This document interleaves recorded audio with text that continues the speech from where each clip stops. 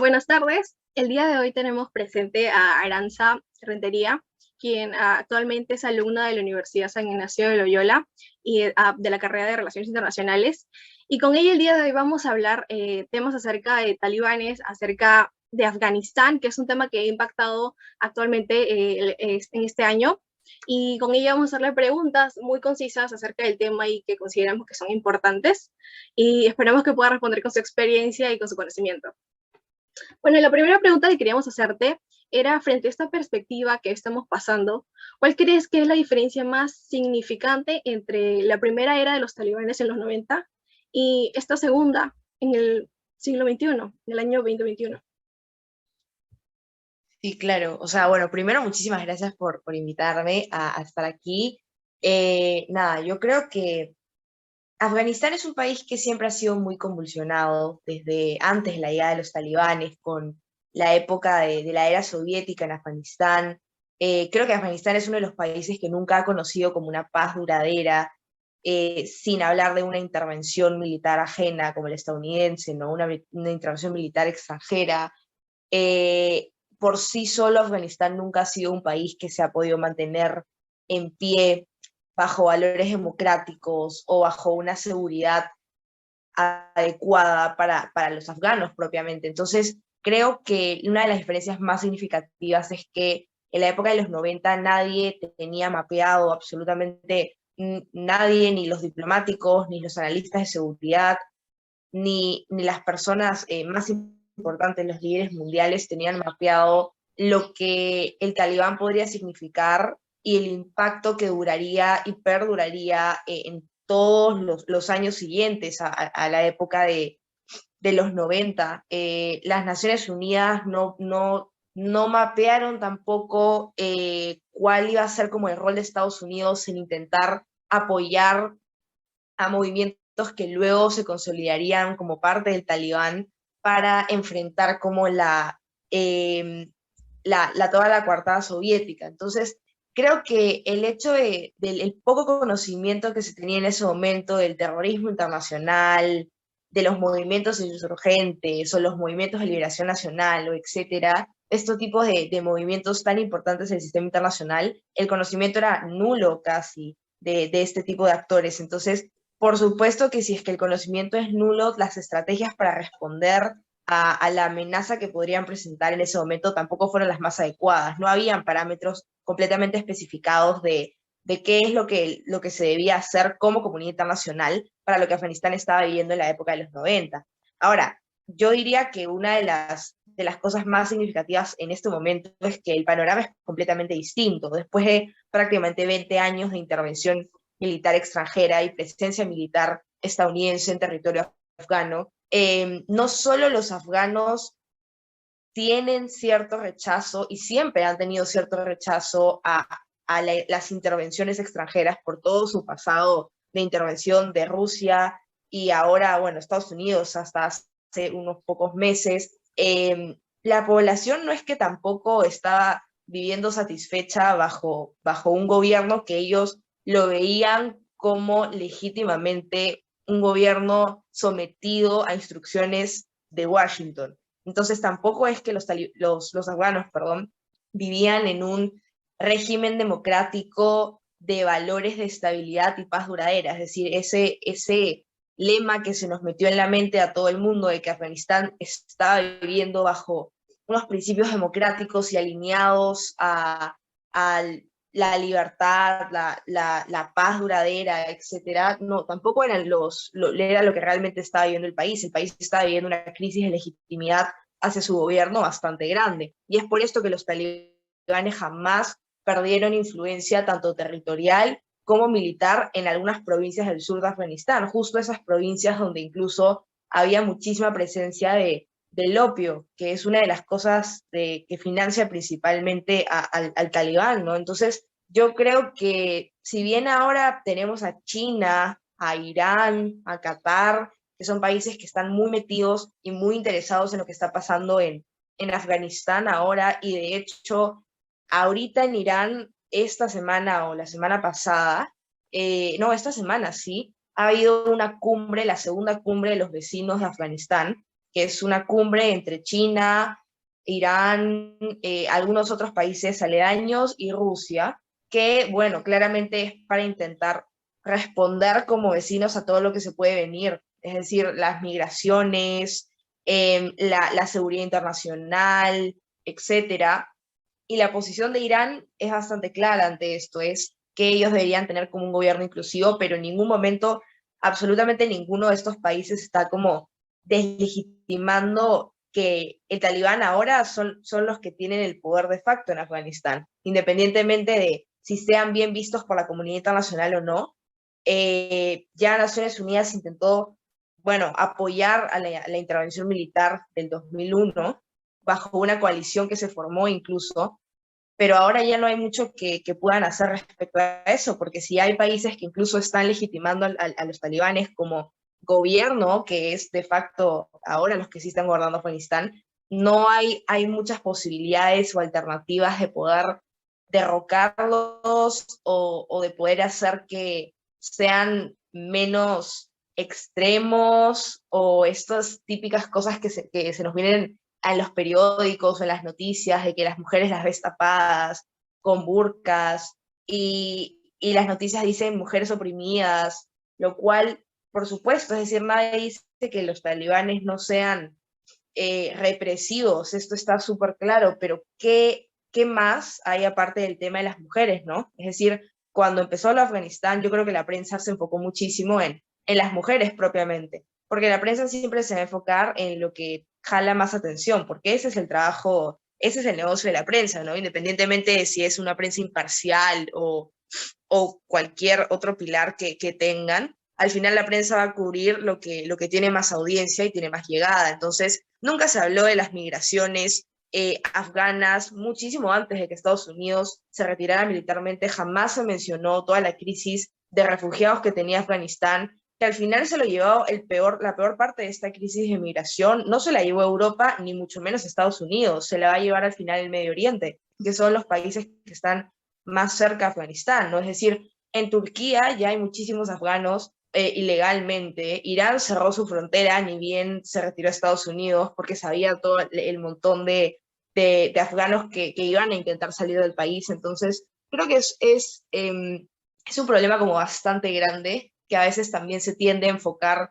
de forma muy de derechos humanos, cuando el tema de fondo de Afganistán no es solo un tema de derechos humanos, ¿no? Es un tema que implica migraciones, que implica seguridad internacional, que implica democracia, gobernanza, es decir, es una gama de temas y la respuesta de la comunidad internacional en este momento está dividida porque, como les digo, hay grupos de países que están intentando establecer relaciones formalmente con el gobierno afgano, China, entre ellos Irán, Qatar también, que Qatar ha sido uno de los países pioneros en reconocer que los talibanes no eran los terroristas, porque al final Qatar, en Doha, que es su capital, tiene una sede formalmente, o sea, los talibanes tienen una sede como diplomática en Doha, desde mucho antes de la salida de Estados Unidos militarmente. Se negociaron, Qatar negoció, bueno, hospedó como las negociaciones entre Estados Unidos y Afganistán cuando Donald Trump estaba de presidente. Entonces, son intereses que en el momento de los 90 no se materializaron porque no se sabía exactamente quiénes eran los talibanes, qué es lo que iban a hacer y toda la importancia geopolítica que tiene Afganistán, porque al final Afganistán es el país que tiene mayor producción de opio del mundo.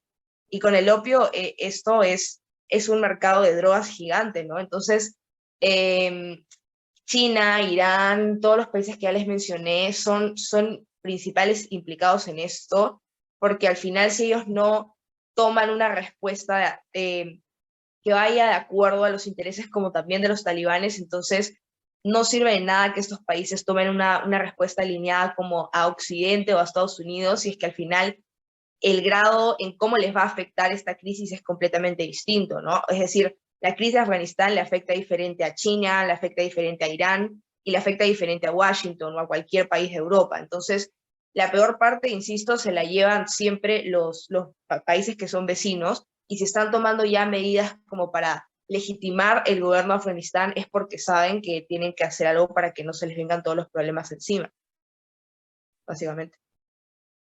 Interesante respuesta. Básicamente acabas de o sea, hablar sobre casi todas las preguntas que te voy a hacer, pero quería que sea más específica en cada una de ellas. Pero gracias.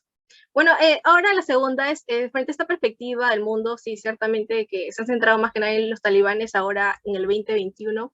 ¿Por qué crees que el mundo ha puesto los ojos encima? Como mencionas, antes ni siquiera los veían, pero ¿por qué crees que ahora sí? Y se ha visto hablar en diferentes lugares que quizás a países que no les repercute, le muestran importancia tanto a los refugiados y a diferentes factores que puede repercutir, pero que consideramos que no, como peruanos o como ciudadanos o diferentes nacionalidades. Sí, claro. Yo creo que, como les mencioné, el enfoque que le ha dado la prensa en todo este conflicto y esta crisis que han llamado ellos mismos bajo sus palabras como la crisis de Afganistán del momento, ha implicado muchísimas acciones de poder mostrar solidaridad internacional o mostrar cierto grado de compromiso con los derechos humanos de las personas, independientemente de su nacionalidad. Entonces, creo que los gestos de, por ejemplo, países como México o países latinoamericanos de acoger a afganos son gestos que, por supuesto, los afganos no van a negar este tipo de traslados, porque vimos videos de personas que se colgaban de aviones del aeropuerto de Kabul para intentar salir de Afganistán. Entonces, creo que es un intento de muestra de solidaridad internacional, pero al final estas muestras no erradican como el problema de fondo, ¿no? Es decir, el contexto ya cambió, los talibanes ahora son quienes gobiernan, le gusta a la comunidad internacional o no le gusta, ya no estamos hablando de un país que tiene representación de Naciones Unidas de parte de diplomáticos o que tiene lazos con Washington, estamos hablando de un Afganistán ahora completamente distinto, y por ende la dinámica internacional de cómo se manejan las relaciones diplomáticas, ¿no?, con este país también debe cambiar de acuerdo a los intereses de cada nación, ¿no? Es decir, por eso les digo que los países más cercanos a Afganistán son los países que eh, han legitimado primero el gobierno facto de los talibanes, ¿no? Y a ellos no les importa en absoluto si es que Estados Unidos se alinea con esta idea o no, porque al final Estados Unidos no va a tener la peor parte de la crisis de Afganistán y nunca la ha tenido, honestamente. Entonces, es un poco problemático también, por ejemplo, que Naciones Unidas y que el Consejo de Seguridad esté tan polarizado, que las medidas que se discutan en resoluciones del Consejo de Seguridad, que claro, son aprobadas, son medidas tan superficiales y tan vacías como para tratar temas tan importantes como el tema Afganistán, ¿no? O como el conflicto en Palestina e Israel, o etcétera. Es decir, estamos hablando como si el Consejo de Seguridad de la ONU estuviera aprobando soluciones en países como los nórdicos, donde todo funciona y donde todo funciona como debería funcionar, de acuerdo a la ley internacional, etcétera. Pero los contextos de los conflictos no son así. Y a veces el Consejo, las resoluciones que toma la ONU frente a este tipo de conflictos se quedan muchísimo por debajo de lo esperado de cómo debería reaccionar Naciones Unidas ante esto, ¿no? Naciones Unidas ahora tiene un rol muchísimo más humanitario que militar o de seguridad internacional. El rol de la ONU ahora es mucho más humanitario, de como apoyar a los gobiernos, al menos en estos conflictos, emergencias como la de Afganistán, ¿no? Hablo. Su rol es mucho más humanitario que de diplomático o de seguridad o militar incluso, o incluso de migraciones. Es decir, el rol que ahorita ejerce Naciones Unidas en Afganistán va a ser crucial y determinante para ver cómo es que los afganos se desenvuelven con su nuevo gobierno. Y es importante que los países tengan de alguna forma el apoyo, o sea, que los países brinden el apoyo a Naciones Unidas para que continúe su rol, porque Naciones Unidas tiene una gran crisis de financiamiento para emergencias. Entonces, los principales donantes también, Estados Unidos entre ellos, no pueden desentenderse de este tipo de responsabilidades y ahora que son hay más presencia mediática, hay más conocimiento sobre el tema, el terrorismo internacional es un tema que ahora tiene el spotlight de los medios de prensa, de las cumbres internacionales, incluso se han creado organismos dentro de la ONU para abordar temas de terrorismo internacional, cosa que antes no existía. Existen organismos regionales que tienen su propia definición de terrorismo, países que, claro, si bien no hay una definición global de terrorismo internacional, no es necesario si es que hay países que ya tienen su propia definición, ¿no? Entonces, es un poco... el panorama es completamente distinto y creo que ahora los países ya saben quiénes son los talibanes y que realmente nunca se fueron. O sea, los talibanes no desaparecieron después de la intervención en 2001, no desaparecieron después de las elecciones en los años posteriores, tampoco desaparecieron con toda la intervención de Irak y todo, eh, como la carencia de legitimidad de la opinión pública a las intervenciones, porque después de la intervención de Irak, después de la intervención en Libia, después de la guerra en Siria, y todos los conflictos que han pasado por Medio Oriente y África, la gente empezó a direccionar su opinión como si realmente era necesario intervenir en estos países o si es que realmente esto causaba más fragilidad. Y Afganistán es un perfecto ejemplo de esto. Entonces, creo que el hecho de que ahora la gente, los organismos internacionales y los propios gobernantes tengan un poco más de experiencia en cómo es que la historia nos ha mostrado que se deberían abordar este tipo de emergencias humanitarias y emergencias de seguridad y crisis, hace que las personas reaccionen de forma más rápida y puedan como tomar decisiones no necesariamente mejores, pero ya la historia nos ha enseñado mucho más de cómo es intervenir en un país y cuáles podrían ser las consecuencias de esto, ¿no? Sí, es muy cierto, interesante respuesta porque nos explaya y trata de explicarnos diferentes puntos. Frente a esto, también quería preguntarte sobre si consideras que la intervención que actualmente tiene Qatar como principal, básicamente, país creador de lazos entre Afganistán y el mundo, porque es el único que tiene en el planeta, permita recobrar la importancia y cree confianza tanto sea económica, política y socialmente para Afganistán como los países del mundo, ya que recordemos que ciertamente Do ya tenía relaciones con Afganistán, los talibanes, pero los talibanes no tenían un territorio donde mover este poder. Entonces ahora sí lo tienen. ¿Cómo crees que esto ayude a recobrarle la importancia y cree confianza? Yo creo que una de las principales aristas a considerar es que la imagen de los talibanes a nivel internacional es bastante mal. Y esa imagen no va a mejorar porque de repente no hayan azotes públicos o porque no sean tan extremistas como en la década de los 90. Es decir, si bien hay países que están intentando legitimar la presencia de los talibanes como gobernantes de facto de Afganistán, entre ellos Qatar, ustedes mismas lo han dicho, eh, no hay, Afganistán no va a tener relaciones con países europeos o con Washington de aquí en mucho tiempo. Es decir, yo no creo que haya países europeos, al menos los de Europa, no los de Europa del Este, pero los de Europa Central, no creo que tengan relaciones diplomáticas con Afganistán. No creo que Washington, o al menos que no las tengan activas, me refiero a eso, ¿no? Es decir, Perú nunca cortó relaciones diplomáticas con Venezuela, pero ¿qué tan activas están? ¿O qué tan activas estuvieron antes de Pedro Castillo? ¿No? Prácticamente no estuvieron activas.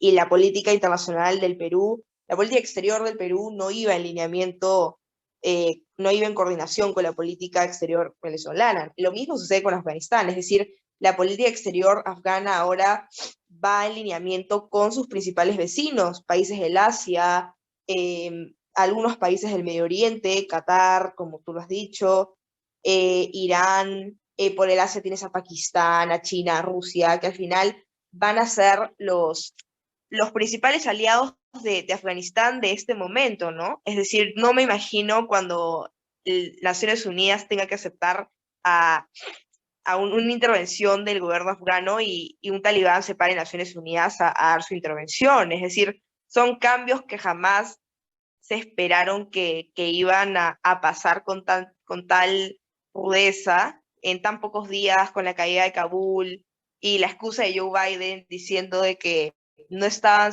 o sea, no estaban como contemplando la idea de que el gobierno de Afganistán iba a dejarse caer tan fácil y todas estas excusas que al final realmente ya no importan porque la gente ahí tiene que seguir su vida, ¿no? Es decir, la vida no ha parado en Afganistán, las personas siguen intentando conseguir trámites para salir del país, los estudios tienen que continuar, la gente tiene que trabajar para darle de comer a sus hijos, entonces es un país que ahora en política exterior va a estar bastante limitado y claro que Naciones Unidas va a intentar jugar un rol humanitario más que otra cosa en el tema de Afganistán, honestamente. Qatar ha tenido cientos de reuniones con diferentes funcionarios, tanto del Medio Oriente como Europa, y me imagino que la crisis de Afganistán ha sido un tema primordial en su agenda, por supuesto, pero qué tanto esto se materialice en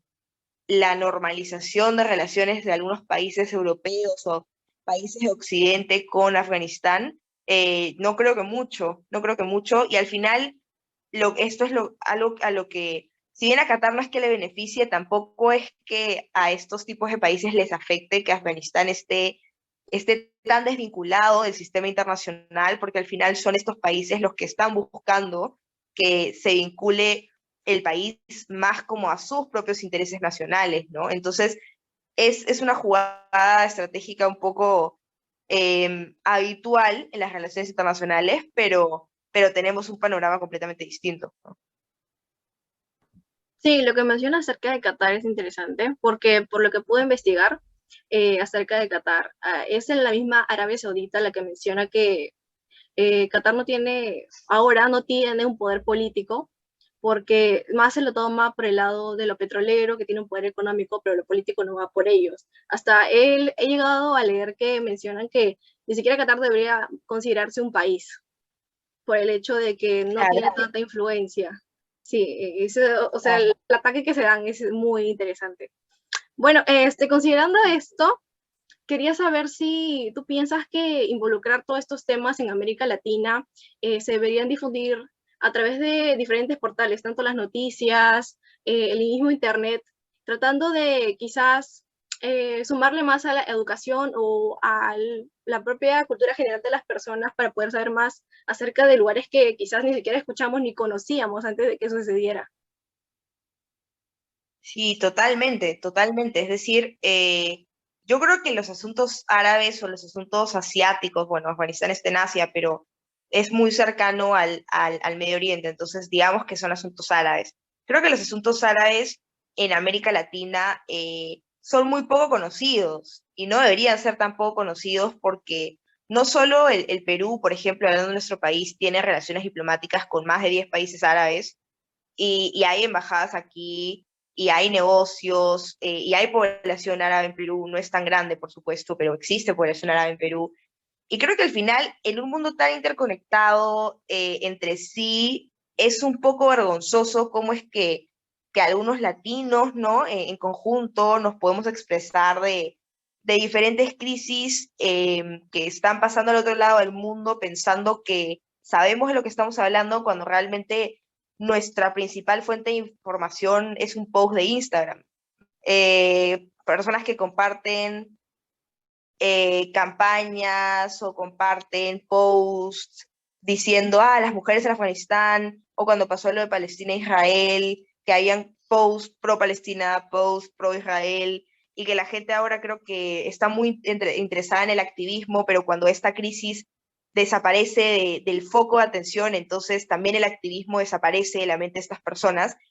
Creo que esto es algo que definitivamente se debe enseñar independientemente de cuál sea la orientación académica de una persona.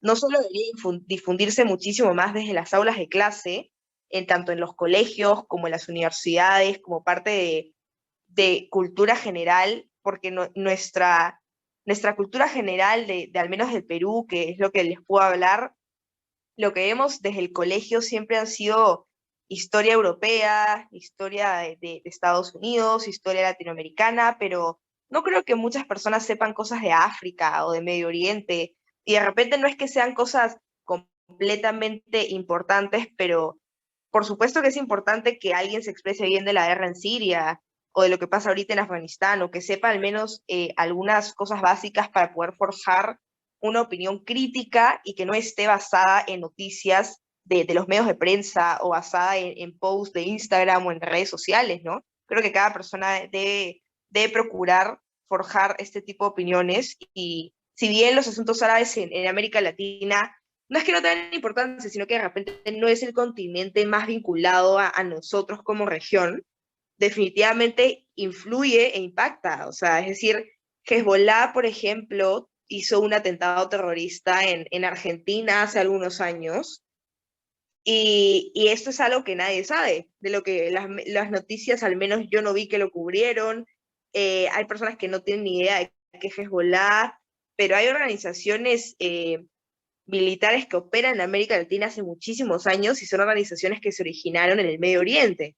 Entonces, este es un tema de seguridad internacional bastante importante, ¿no? Bastante significativo, y a pesar de que, claro, esto no es necesario que lo enseñen en el colegio, pero yo creo que nuestros líderes, la política exterior de cómo se dirige, por ejemplo, desde Cancillería, um, los asuntos árabes, tanto los eventos desde Cancillería, que son bastante mínimos, las interacciones que se tienen con los países árabes aquí en Perú, creo que deben fortalecerse, ¿no? Porque al final de cuentas, el mundo es un mundo global, es un mundo globalizado, todos los países tienen vínculos, y al final siempre se puede sacar como un tipo de provecho de cada situación, se los digo como internacionalista, ¿no? Siempre hay un tipo de provecho de cada situación. Entonces, nada, creo que sí. Creo que el Perú lo único que hizo cuando pasó lo de Afganistán fue emitir un comunicado, que fue bastante simple, la verdad, que no causó ningún tipo de impacto significativo, que la verdad que no sé si es que los afganos llegaron a Perú, lo dudo, honestamente. Entonces, bueno, creo que ahí se ve que en realidad, si nuestro propio gobierno no tiene la intención de interesarse más por los asuntos árabes, entonces mucho menos la sociedad civil, ¿no? Ahí se ve. Sí. Bueno, sí, es muy cierto lo que mencionas. Y ahora quería centrarme más que nada en derechos humanos y quería preguntarte si muy bien sabemos que la cultura de los talibanes es un pensamiento mucho más fundamentalista, y sabemos que ellos mismos tienen su misma declaración de derechos humanos y todo relacionado más que nada a su religión. ¿Consideras que con este tema de la globalización y un tema de, al final, tender puentes para conseguir quizás objetivos y fortalecer la política exterior del país, se empiece quizás a absolver o a empezar a eliminar este pensamiento que tienen los talibanes frente al mundo para poder conseguir estos objetivos?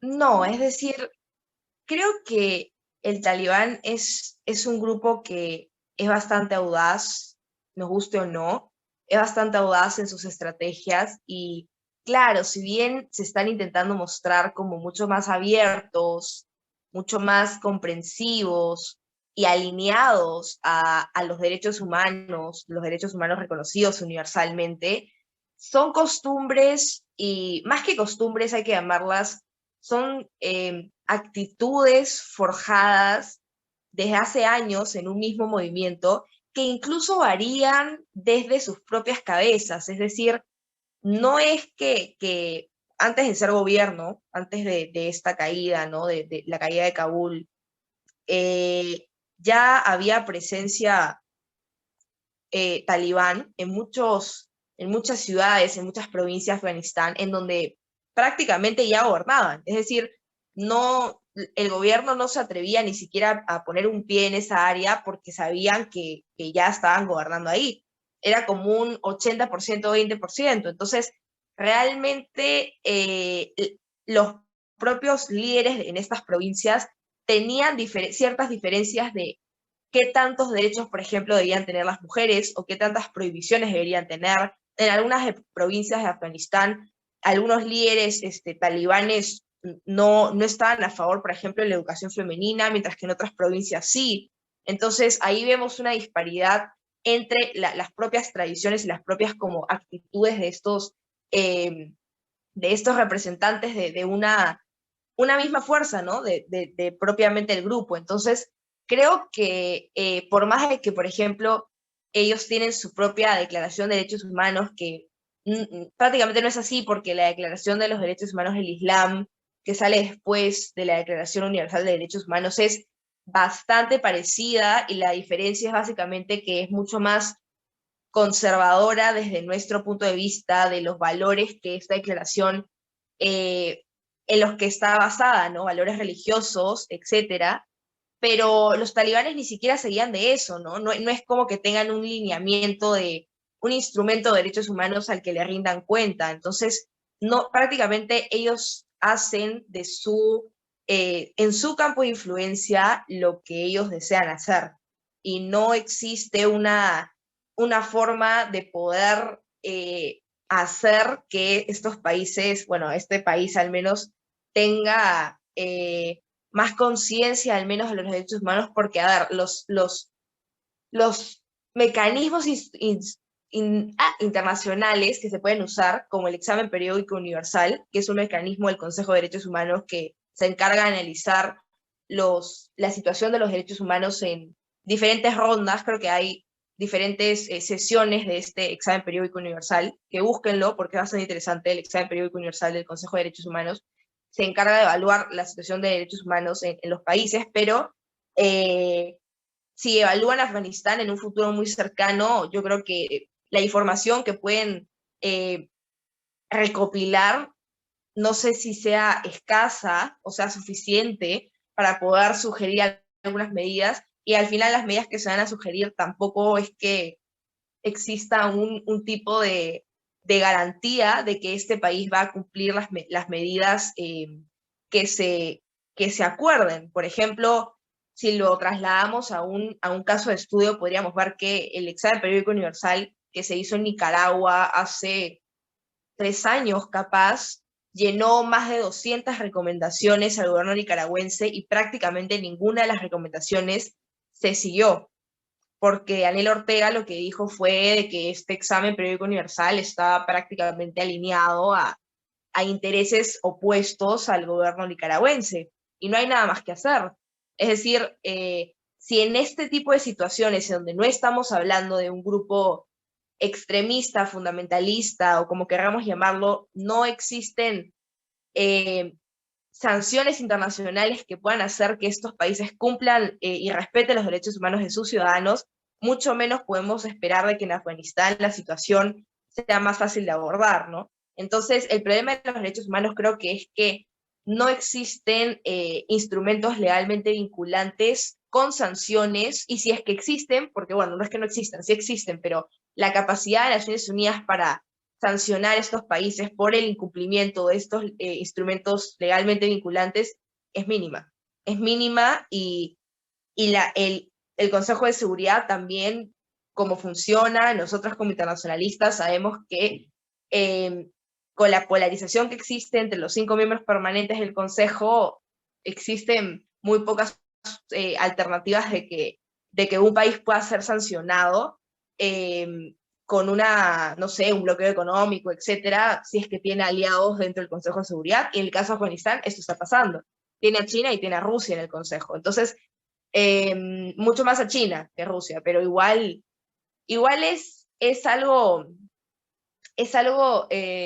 difícil de hablar, pero no le veo un futuro muy optimista a Afganistán en cuestión a derechos humanos, ¿no? Si bien no están como ejecutando personas de forma masiva, o grabando, filmando, etcétera, que es algo que nosotros vimos en la lapidación a las mujeres, por ejemplo, etcétera. No es que eso, uno, no es que no esté pasando, sino que de repente no se está reportando con tanta fuerza como antes, pero igual, y si está pasando, no hay mucho que se pueda hacer realmente, por más frío que suene. No hay muchas cosas que se puedan hacer cuando un grupo de este calibre toma el poder, ¿no? Y al final son cosas que se debieron prever desde la táctica mucho antes, ¿no? Es decir, si bien Joe Biden fue quien finalmente formaliza la decisión de Trump, Trump fue el principal encargado de negociar esa retirada de presencia americana de Afganistán. Entonces, ese es el problema cuando el futuro de un país depende de las decisiones de otro país. Y ese es uno de los grandes problemas que pasa en el mundo, ¿no? El futuro de muchos países a veces también depende de las decisiones de un número muy reducido de líderes políticos. Entonces creo que eso les podría responder. Sí, muy interesante respuesta y muy bien explicada. Bueno, esta sería la última pregunta de las 5, el tiempo ya parece que también nos queda corto.